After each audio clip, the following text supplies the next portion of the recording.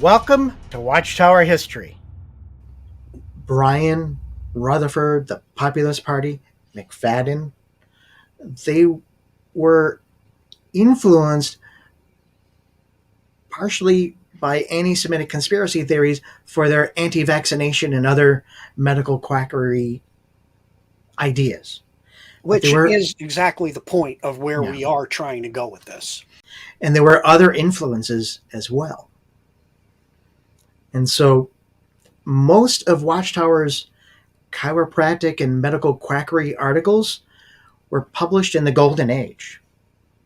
And before, years before Clayton Woodworth was the editor of the magazine, he had syndicated a short series of articles in the newspapers, multiple newspapers, for several months. And this was from around the end of 1912 to the middle of 1913. And there's a lot of them. And a lot of these articles had ideas that were similar to what he would publish years later in the Golden Age, regarding the financial, commercial, and governmental collapses. What is the matter with the world? This is from the Review, August 28th, 1913. The solution of this age-old problem is easy. The remedy for all the ills afflicting the human race may be readily found when once the cause is ascertained.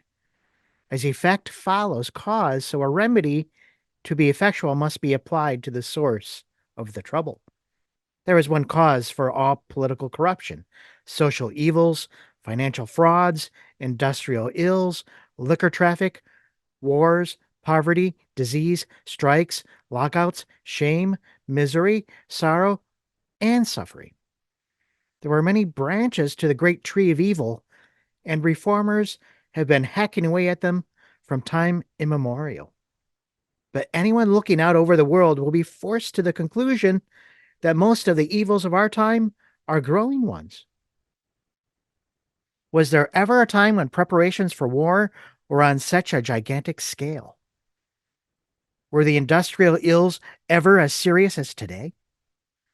The fearful spread of social evil, the terrible white slave traffic, the number of divorce cases, the more than 60% of humanity afflicted with loathsome diseases due to immorality, all attest the awful condition of our race. Experience has demonstrated that it is futile to attempt to remove the branches of evil. The tree itself must be killed. The only way to kill the tree is to strike at the roots. What are the roots? The answer to this is the answer to the entire problem of what is the matter with the world. It is selfishness in the human heart. Analyze every evil in the world, and it can be traced to this one source. Remove selfishness, and the evils will fade away. How can this be done? It will require the divine power of the Creator. Hopeless indeed would this world if God had not provided the remedy. This, which is beyond the power of man to achieve, will be done when Messiah's kingdom is established in the earth. His righteous reign will be inaugurated for the very purpose of removing the stony hearts of selfishness and of giving to mankind hearts of flesh, dispositions of love and kindness and goodwill. The Wandering Jew. The gathering of the nations. The market reports show that the Balkan War has already begun to affect American prosperity. Europe holds millions of dollars worth of American stocks, and whenever she is frightened and wants to raise money quickly, her first course is always to sell some of her American stocks. The money to pay for these stocks must be raised in America, and immediately, for the stocks thus sold, are brought here. The United States had just started on a period of great prosperity, but if the Balkan War turns out to be a serious war, there is no telling what harm it may do to our prosperity. In 1 week, Europe has sold $50 million worth of American stocks, and this has already affected both the stock market and money market here. If the general European war, now freely predicted, results from the Balkan imbroglio, who could foresee the troubles that will result here from the necessity of finding the money to pay for the American stocks that will be thrown upon the European market? It is folly for us to imagine we are not vitally interested in the peace of Europe. All this emphasizes the truth of Zephaniah 3:8. It reads, "Therefore wait ye upon me, saith the Lord, until the day that I rise up to pray. For my determination is to gather the nations by means of cable, telephone, steamship, and railway lines, wireless telegraphy, automobiles, and flying machines, that I may assemble the kingdoms, unite their financial, commercial, and governmental interests, to pour upon them mine indignation, even all my fierce anger, for all the earth, the present social fabric, will be devoured by the fire of my jealousy." The conflagration, which is to destroy the social earth, is not literal fire, for the next verse goes on to say, "For then I will turn to the people a pure language, truth undefiled, that they may call upon the name of the Lord to serve him with one consent." Anyway, the physical earth abideth forever. Ecclesiastes 1:4. The Wandering Jew. And this was from the Express Standard of November 15th, 1912. Remember, Woodworth is the one at the 1913 convention where he says that there was a time for 5 consecutive nights when I never slept a wink. Then came a time when a strain was too much. My mind became unbalanced, and I came directly under the influence of evil spirits. So much so that for 3 days I was as completely under demonical control as was Mrs. Eddy when she wrote Science and Health. Okay, now let me interrupt you here, Jeff, for a reminder to people. What was Woodworth's position in Watchtower during this time? He was both editor of the Watchtower and editor of the Golden Age at the same time. Okay, so this man who was under the influence of evil spirits and demons is literally the man in charge of what is printed in the Watchtower and in the publications. I mean, what good could come out of that? Now, at the same time, he's making this claim about his own alleged possession. He's also suggesting that the churches would federate together or combine together through occult practices. Sort of like the League of Nations and the UN would come together.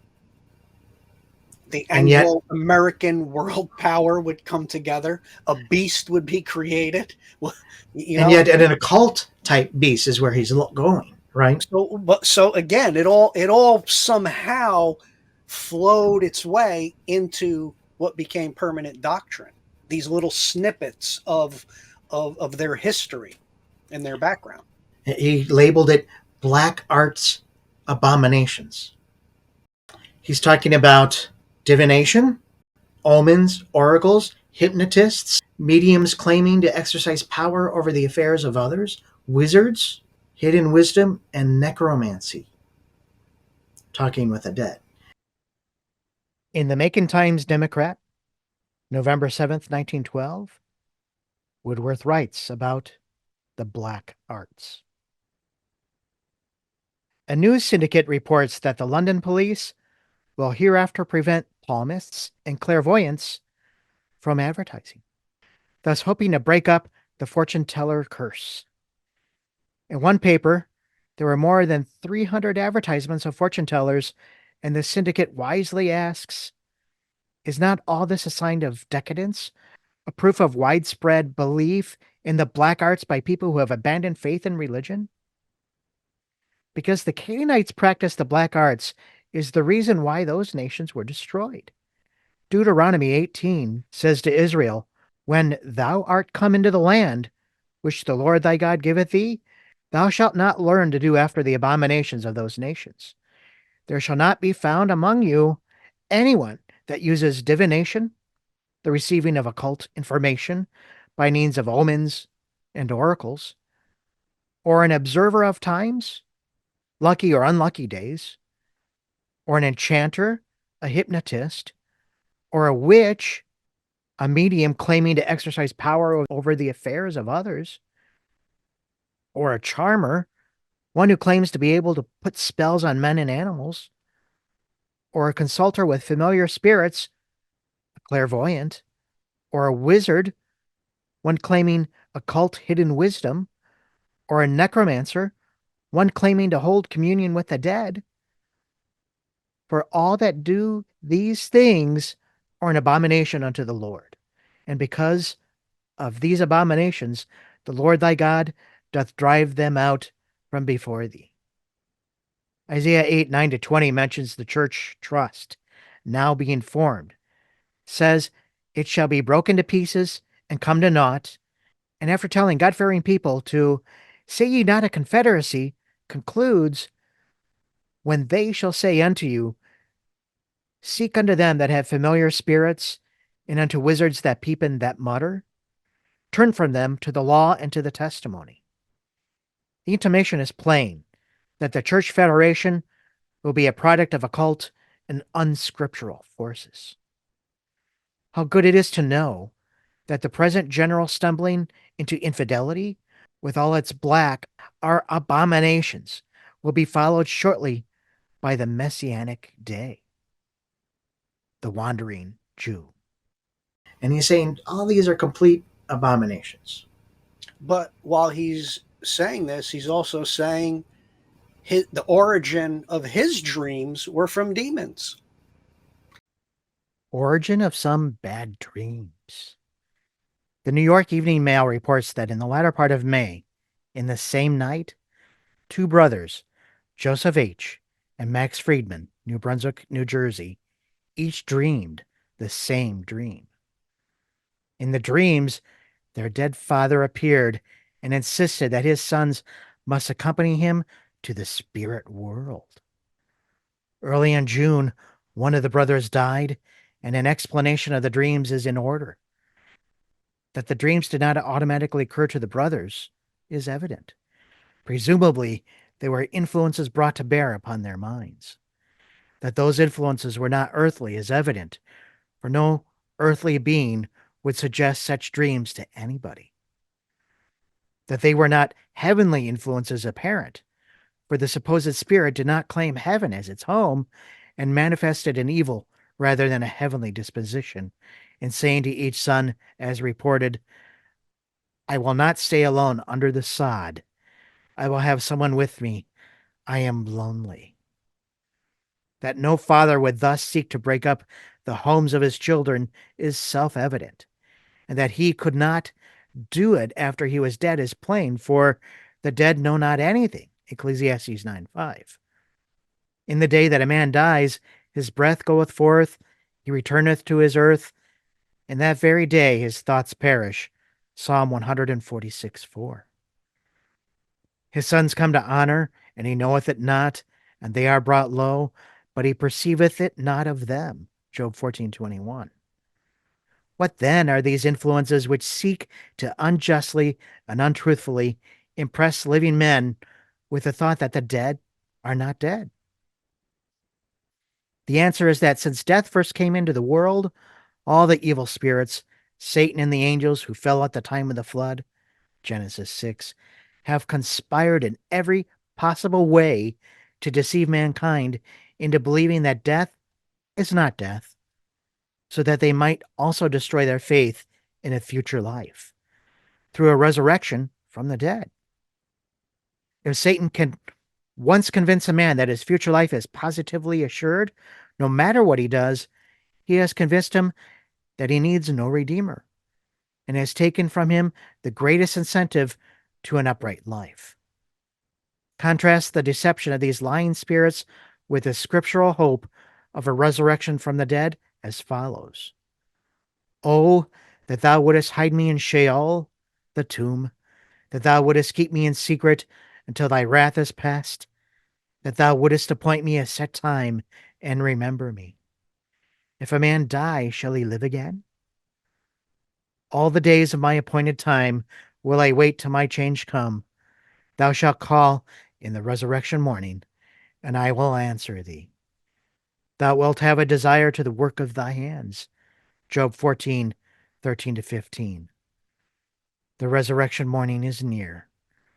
The Wandering Jew, C.J. Woodworth. And this is from the Bee, June 20th, 1913. And I said this before. I saved that Watchtower Wake article. I remember being a boy. My grandmother, if you neighbor somebody had a garage sale, you couldn't go because you could buy something that was possessed by demons and bring it into your home. And then an article came out during, I think it was the economic crash around 2007. I think when they were suggesting to save money, you can go to thrift stores and in garage sales to pick up stuff. So again, I made this comment in another discussion. The demons now do not participate in garage sales and thrift stores anymore. I mean, where they get their ideas, and now all of a sudden it's something entirely different, is just mind-boggling to me. And some of the ideas he's suggesting, Woodworth, for example, is that let's say you lose hearing in one ear, or you lose your hearing, or you go blind in one eye, or completely blind. Let's say you lose a limb. Woodworth was making the suggestion that if you lost anything, you would also lose intelligence. When is a man dead? Dr. Alexis Carroll of the Rockefeller Institute for Medical Research has startled the medical world by transferring a cat's heart, stomach, and kidneys to his laboratory and keeping them alive for 104 days. At last report, the heart was still beating, the stomach digesting, and the kidneys performing their functions as well as ever. If this may be done with a cat's organs, why not with a man's? If so, when would it be proper to consider the man dead? What is a man anyway? Thomas A. Edison says, a man's intelligence is the aggregate intelligence of the innumerable cells which form him, just as the intelligence of a community is the aggregate intelligence of the men and women who constitute it. If you cut your hand, it bleeds. Thus you lose cells. That is, as if a city had lost some of his inhabitants. Mr. Edison's terms seem appropriate. Human skill is related to human intelligence. The man who has lost his hands has less intelligence, less opportunity, and less skill than previously. A whole village of people devoid of the senses of hearing, taste, smell, and touch would be a very unintelligent community. If one loses a few drops of blood, it makes no perceptible impression upon his intelligence. If he loses a quart, faintness, stupor may be expected. This proves that a loss of even a few drops is really a loss of vital power and hence of intelligence in some degree. The scriptural definition of man is found in Genesis 2:7. The Lord God formed man, all of his innumerable cells, of the dust of the ground, and breathed into his nostrils the breath of life. The Hebrew kaya, lives, the same kind of breath that sustains the lives of all other breathing creatures. And as the result of this union of properly formed cells with the animating principle or power or spirit of lives, man became. It does not say man received a living soul. Nephesh, sentient being, the same word rendered living creature in Genesis 1:24. It follows logically that a man is not dead. In other words, the soul is not dead. Ezekiel 18:4 and 20, Isaiah 53:10 and 12, until the last cell of the man has ceased to be animated. The period from thence to his resurrection is figuratively styled sleep. Daniel 12:2. The Wandering Jew.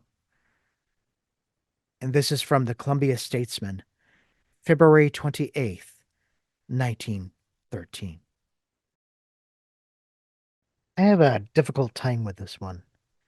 It reminds me of the Helen Keller story, the young girl who was born deaf and blind, and how she learned to communicate and became an advocate for many causes in the United States and the world, and traveled to multiple countries once she was given the opportunity to learn to communicate.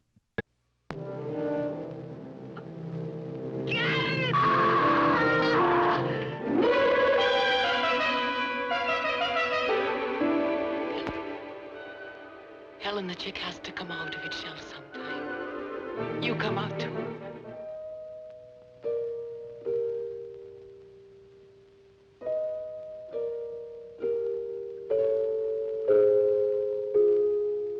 I wanted to teach you. Oh, everything the earth is full of, Helen. Everything on it, it's ours for a wink and it's gone. And what we are on it. The light we bring to it and leave behind in words.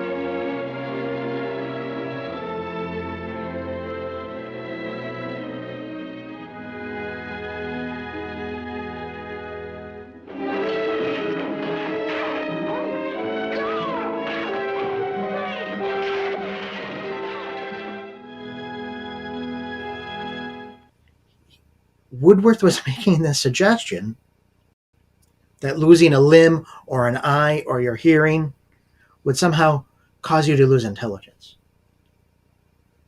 Or even a few drops of blood, you would lose intelligence. Yeah, I can agree with him on losing limb and all that. Less opportunity and less skill than previously. Obviously, if you lost an arm, you can no longer play the piano like you used to. Common sense things. But to associate intelligence with a limb is just bizarre. It's just wacky, strange, bizarre claims. And this was the editor of the Golden Age.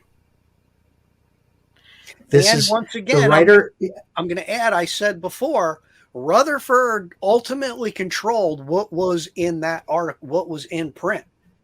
So he didn't oppose it. Yeah, he let people have minor freedom to do that. But there's no way Rutherford would allow, he made that correction right when he got out of prison. Somebody made a comment about a change, and he went right back and corrected it, made sure, took it over, and I forgot what exactly it was now, but I remember immediately after prison, he did a whole correction of what a previous Watchtower article was. Now, if you have the original Watchtowers, not reprints, there's a difference.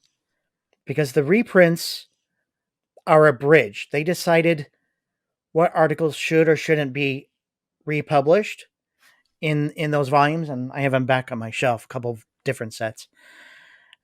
If you have the original towers that have all the articles, so in the reprints, they took out articles, they dropped sentences, they dropped paragraphs sometimes. If they disagreed with something, they just didn't publish it.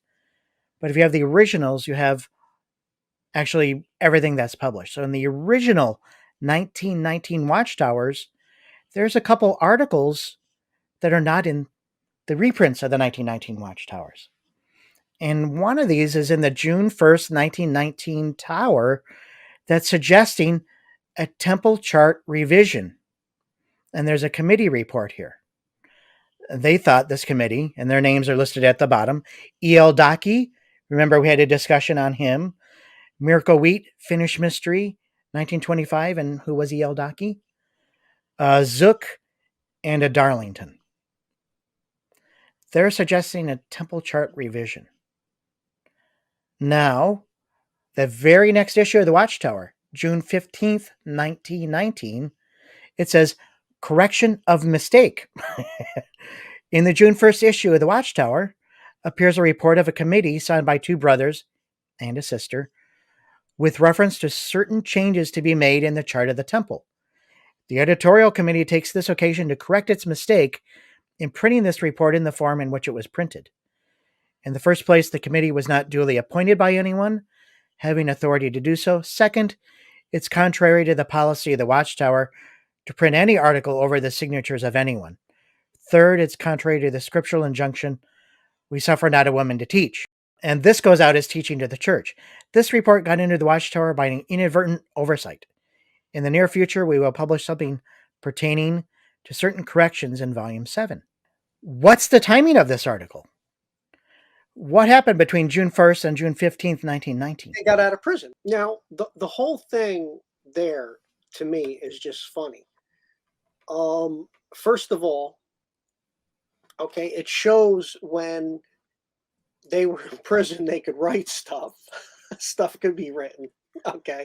They get out. Okay, we're taking it back over. Yeah, they were released from prison in May. So that June 1st issue Was already in the press. Is Yeah. When they're released. By the time they get to June 15th, when they're out of prison, And read it. yeah, they have to make the correction. And when they republish it, they decide not to put that in there. Well, but here, first of all, you got rid of the editorial committee. So now you're saying the editorial committee is going to correct all this? Now you say the editorial committee was not duly appointed. Well, you kicked out everybody in the editorial committee. So, I mean, the whole thing is controversy in everything. And print articles with signatures, they were doing that at the time a lot. And especially in the early years, yeah, to teach. And a woman, you had Mariah Russell writing a lot of articles with her name on it. I was just going to say that there were women, and there was whose wife was it who had some money? Gertrude Siebert. Gertrude Siebert, the birthday book woman. Yeah. Yeah. So I guess if you make a large contribution, you get your article published and whatnot. So there's a lot of discrepancies in the correction of the mistake itself. Let alone the mistake. I mean, it's funny. Well, go to the very next issue of the Watchtower. Wait, I'm not done. Oh, okay, go on. Okay. This report got into the Watchtower by an inadvertent oversight. No, it wasn't. They wanted to put that in there. The cat was away in prison. We can, and in the future, they're going to correct certain things in Volume 7, which was the final word on everything anyway. So Ezekiel had to do with it, but you took it out. So the whole thing is just. And as we saw, those changes didn't happen. We knew what changes. Yeah. So the whole thing from the very where it starts from the second sentence on is just controversy in every form with itself. So back to what you were saying. That's true. They didn't know it was already in the process of being printed and published. They get out and they get it and read it. So that's funny. I wasn't thinking that in that order. I was just thinking they were in prison, this and that. So yeah, the whole thing is funny. And they got right on it. 15 days later, the next article, boom. So that was the June 1st and June 15th, 1919 Watchtower. Now go to the July 1st, 1919 Watchtower. And it's interesting. It says, quite a number of delays have been encountered in getting out the new edition of the wall chart of Ezekiel's sanctuary. But the present appearances warn us in the exception that we will be able to fill all the back orders in about 6 weeks from the date of this issue. The new chart's slightly larger, blah, blah, blah. Well, if they were proposing a change and getting ready to print a chart with the changes, they were now undoing the changes, right? So then would that make the June 1st article correct with the changes that they had to It do? didn't come with the changes, though. Or, yeah, And if you look at the reprints, so this is a page from the reprints. It's interesting that in the reprint index to the Watchtower for the June 1st issue, it does have the title of the article, Temple Chart Revision, but it's not in the reprints. So the article title is there, but is not there at all. So they somehow missed that one. It's interesting. Well, as we mentioned about Rutherford, at the same time he wrote Comfort for the Jews and talking positive things about the religious Jew, at the same exact time he's publishing anti-Semitic conspiracy theories about the non-religious Jews. He's making that separation, that distinction in his head. If you look at Woodworth's articles in the 1913 period in the newspaper, he's doing basically the same thing as well, just like the Populist Party was doing at the time. a snapshot of the time. He's using the same phraseology, the militarism that Ford was using, that Rutherford was using, and Bryan was using. They were all using the same type of terminology, all using the same kind of ideas. Should Palestine be given to the Jews? Editor, Altoona Times. Throughout the 18 long centuries and more that have elapsed since the destruction of the city of Jerusalem and the dispersion of the Jewish people among all the nations of the earth, the hope has burned in the hearts of all those worthy of the name of the children of Abraham, that the time would come when the blessings of the Lord would again be with his chosen people, and they would be restored to the land of promise, from which they would never more be plucked up. Jeremiah 31:27-34.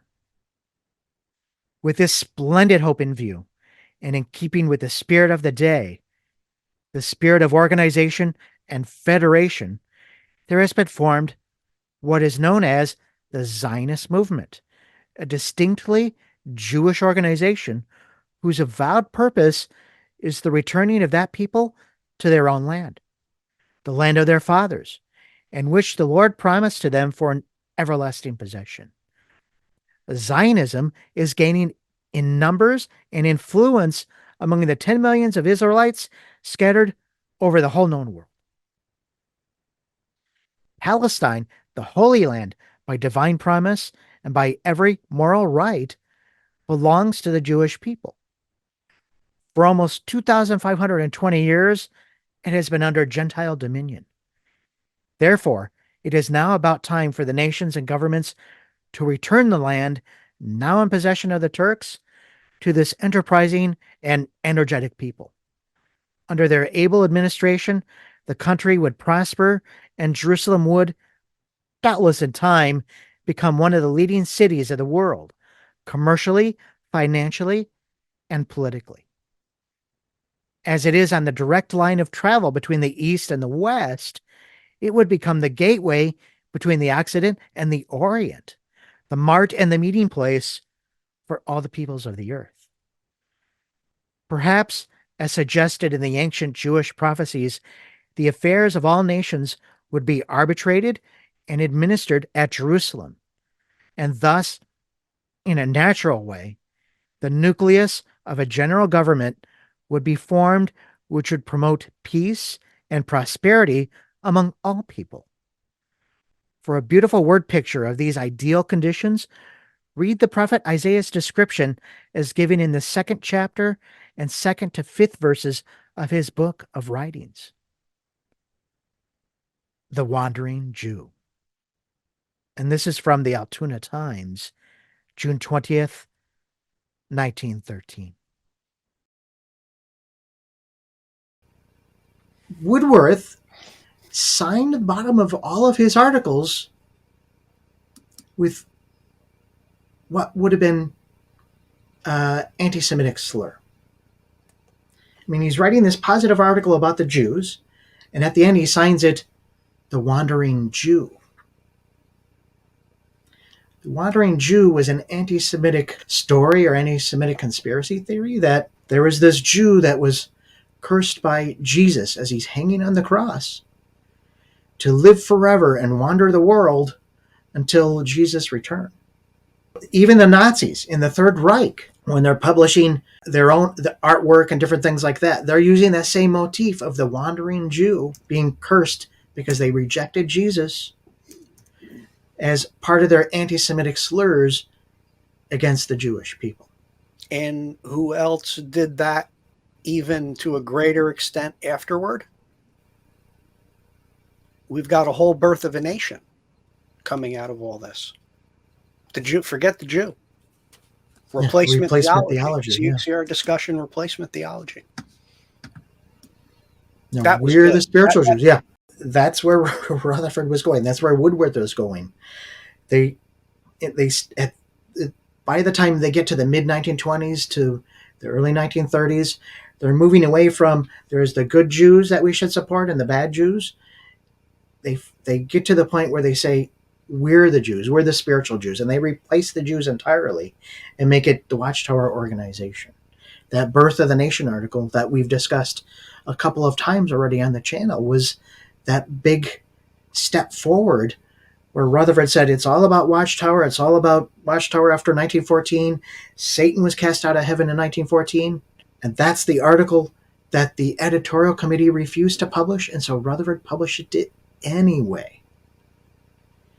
And then he had to get rid of the editorial committee so he could keep publishing what he wanted and keep those who were loyal to him. And then he later said that that was the will of God. It was under God's direction that the control of what's out there be put into the organization, which he was the organization. And he called those who opposed the Birth of the Nation article Satan, or under the control of Satan. And yet those were his own editors. So everyone else is under the control of Satan except Rutherford? Sad, scary. We know Woodworth was, or claimed to be. Good point, Jeff. Very good point. In the Seneca Tribune, July 11th, 1907, it has a short article, Believe in the Wandering Jew. It reads, the belief in the Wandering Jew is still held in France among the peasantry of Brittany and Picardy.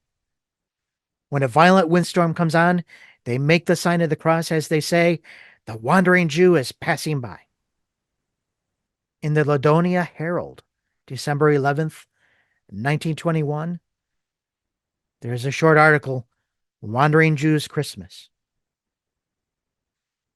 There was a common belief in some countries that the spirits of the lost had rest on Christmas night, and that when the hour comes that ushers in the holy season, the wandering Jew rests his weary feet, and with sad, upturned face, gazes in the direction of Jerusalem, where we struck the Savior in the time of his trial. A lamp or candle must not be permitted to burn to its end on Christmas, as that forebodes a death in the family during that year. For the same reason, a live coal must not be taken out of the home on that day. Not only will we look at the Abrams machine, but we will also talk about another anti-Semitic group that was influenced by Judge Rutherford and the Jehovah's Witnesses.